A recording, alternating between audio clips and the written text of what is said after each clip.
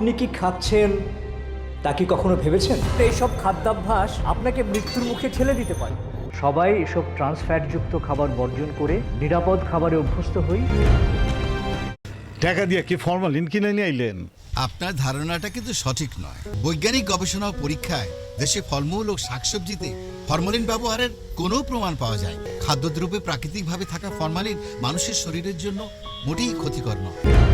আপনি কি খাচ্ছেন তা কি কখনো ভেবেছেন? একই তেল বারবার ব্যবহার করে তৈরি খাবার নিয়মিত গ্রহণ করার ফলে হৃদরোগ ও ডায়াবেটিক সহ অন্যান্য রোগের ঝুঁকি বাড়িয়ে মানুষকে মৃত্যুর মুখে ঠেলে দেয়। তাই আসুন নিরাপদ খাবারে অভ্যস্ত হই। এই দোকানের পাউরুটিতে উৎপাদন তারিখ আগামীকাল লেখা আছে। তাই তো।